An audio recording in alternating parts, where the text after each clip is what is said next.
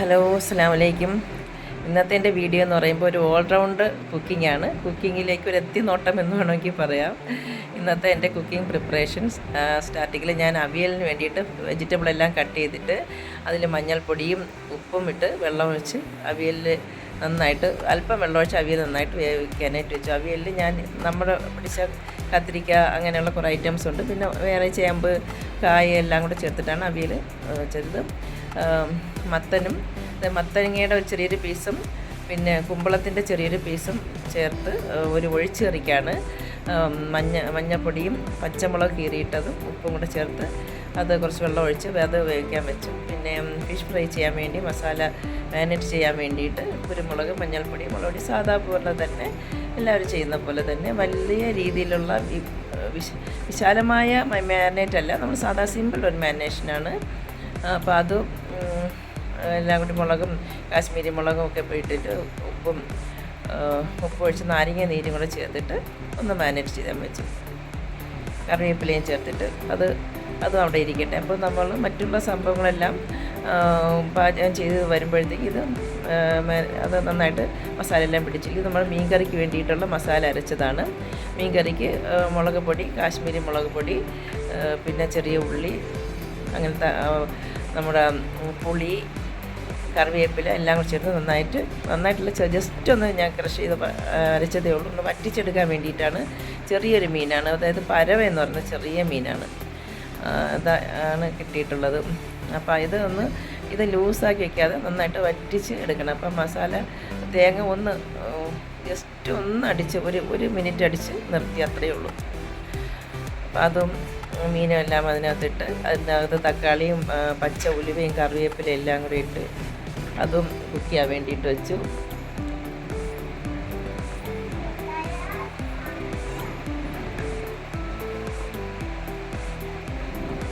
ഇതും എല്ലാം റെഡി ആയിട്ടുണ്ട്. അപ്പോൾ മീനെല്ലാം അതിലേക്ക് നന്നായിട്ട് മസാല പിടിക്കാൻ വേണ്ടിയിട്ട് വെച്ചിട്ട് അതും കറിവേപ്പിലേക്ക് ഇട്ട് മുടിച്ച് വെച്ചു. ഇനി നമുക്ക് ഒഴിച്ച് കറിക്ക്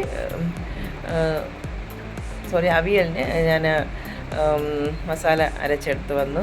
സാധാരണ എല്ലാവരും അരയ്ക്കുന്ന പോലെ തന്നെ എല്ലാം ജീരകം, വെളുത്തുള്ളി, പച്ചമുളക് എല്ലാം ചേർത്ത് അതരച്ച് അവിയലിലേക്ക് ചേർത്ത്.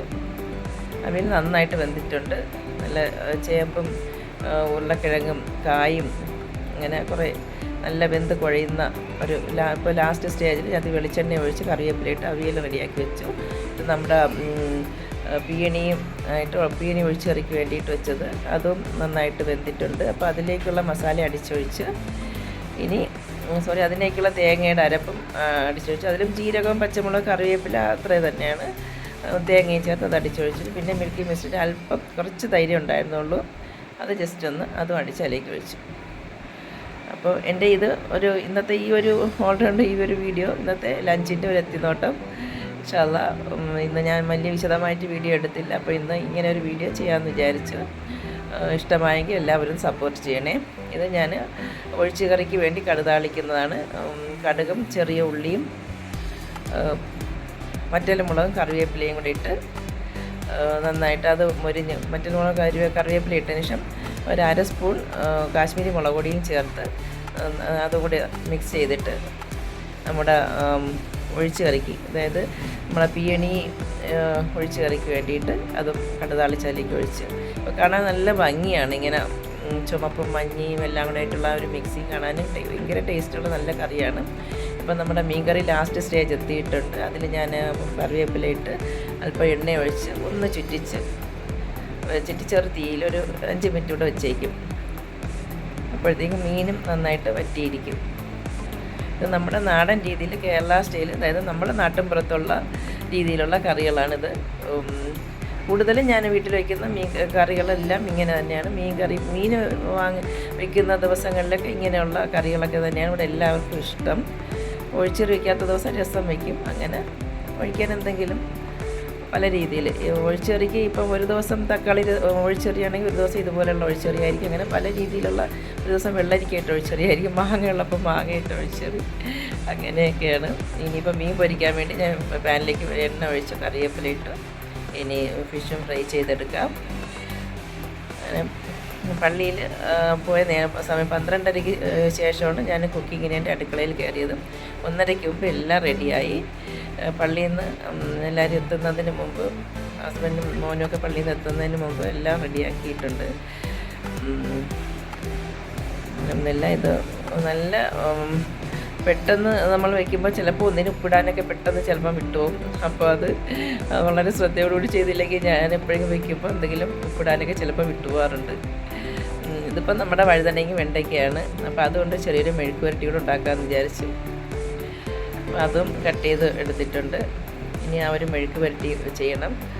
ഇപ്പം ഫിഷ് ഫ്രൈ ആയിട്ടുണ്ട്. അതും ഞാനൊരു പാത്രത്തിലേക്ക് മാറ്റി. നല്ല അടിപൊളി നല്ല ഫ്രഷായിട്ടുള്ള മീൻ കിട്ടിയതാണ്. ഇപ്പം നമുക്കിവിടെ അടുത്ത് കടൽ അടുത്തായതുകൊണ്ട് പോയി വാങ്ങിയിട്ട് വരും. ഹസ്ബൻഡ് ഇപ്പം നാട്ടിൽ വന്നതുകൊണ്ട് പോയി വാങ്ങിയിട്ട് ചിലപ്പോൾ മോൻ പോയി വാങ്ങിയിട്ട് വരും. അപ്പോൾ അതിൽ ഒരാൾ നമുക്ക് കൊണ്ടുതരുന്ന ഒരാളുണ്ടായിരുന്നു. ഫ്രഷായിട്ട് മീൻ കിട്ടുമ്പോൾ കൊണ്ടുതരുന്ന ആളുണ്ടായിരുന്നു. പക്ഷേ ആൾ ഗൾഫിൽ പോയി. അപ്പോൾ ഇപ്പോൾ ഇങ്ങനെ പോയി 2-3 ദിവസത്തേക്ക് പോയി വാങ്ങിയിട്ടൊക്കെ വരും. ഇതിപ്പോൾ നമ്മുടെ വഴുതനയും വെണ്ടയ്ക്കയും പച്ചമുളകും കൂടെ ഇട്ട് എണ്ണയിൽ കടുതാളിച്ചിട്ട് കറിവേപ്പിലേക്ക് ഇട്ട് മെഴുക്ക് നന്നായിട്ട് വഴറ്റിയിട്ട് അതിൽ ഞാൻ അല്പം മഞ്ഞൾപ്പൊടിയും നമ്മുടെ കാശ്മീരി മുളക് പൊടി 1/2 സ്പൂൺ കാശ്മീരി മുളക് പൊടി ഇല്ലയെന്നുണ്ടെങ്കിൽ ഞാൻ ക്രഷ് ചെയ്ത് വെച്ചിരുന്ന മുളക് എൻ്റെ ഇല്ലാത്തതുകൊണ്ടാണ് പൊടി ചേർത്തത്. അല്ലെങ്കിൽ മുളക് ക്രഷ് അത് ചെറുതാക്കി ചില്ലി ഫ്ലേക്സ് ഇവിടെ ഉണ്ടായിരുന്നുള്ളൂ. അത് തീർന്നു പോയതുകൊണ്ടാണ് ഇപ്പോൾ ഇങ്ങനെ ഇത് ചെയ്തത്. നല്ല ടേസ്റ്റാണ് കേട്ടോ. ഇത് നല്ല അടിപൊളി ഒരു വെറൈറ്റി ടേസ്റ്റാണ് ഈ ഇങ്ങനെ വഴുതന മെഴുക്ക് പുരട്ടുമ്പോൾ. ഇങ്ങനെ ചെയ്തിട്ടില്ലാത്തവർ ഇതുപോലെയൊക്കെ ഒന്ന് ചെയ്യണം കേട്ടോ. നല്ല ഒരു സിമ്പിളായിട്ടുള്ള ലഞ്ചാണ്. എല്ലാം നമ്മളെ നാടൻ ഫുഡ്, നല്ല അടിപൊളി ടേസ്റ്റാണ്. പിന്നെ ലാസ്റ്റ് ഞാൻ തന്നെ വെയിലത്ത് വെച്ച് ഉണക്കി എടുത്ത് വെച്ചിരുന്ന പാവയ്ക്കയാണ്. അതുകൂടി വറുത്താൽ ഫിനിഷായി നമ്മുടെ ലഞ്ച് പ്രിപ്പറേഷൻ. ഇത് ഫിനിഷായി. നല്ല അടിപൊളി ലഞ്ചാണ്. ഇൻഷാ അല്ലാ എല്ലാവർക്കും ഇഷ്ടമായി. മക്കളെല്ലാവരും നന്നായിട്ട് കഴിച്ചു. എല്ലാവർക്കും ഒത്തിരി ഇഷ്ടമായി. നാടൻ ഫുഡ് ഇഷ്ടമുള്ളവർ ഈ രീതിയിലൊക്കെ ഒന്ന് ചെയ്ത് നോക്കിയിട്ട് അഭിപ്രായം അറിയിക്കണം. ഇനി എനിക്ക് ഇതെല്ലാം വെച്ചപ്പോൾ ഒരു ഇലയിലൊന്ന് വിളമ്പണമെന്ന് തോന്നി. ജസ്റ്റ് ഒരു വാഴയില എടുത്തിട്ട്, ചെറിയൊരു വാഴയില എടുത്തിട്ട് ചോറും മറ്റു കറികളെല്ലാം അതിലേക്ക് വിളമ്പി. ഇൻഷാ അല്ലാ എൻ്റെ വീഡിയോ ഇഷ്ടമായെങ്കിൽ എല്ലാവരും ഒന്ന് ലൈക്ക്, ഷെയറും സബ്സ്ക്രൈബും ചെയ്ത് ഒന്ന് സപ്പോർട്ട് ചെയ്യണേ. Okay, thank you.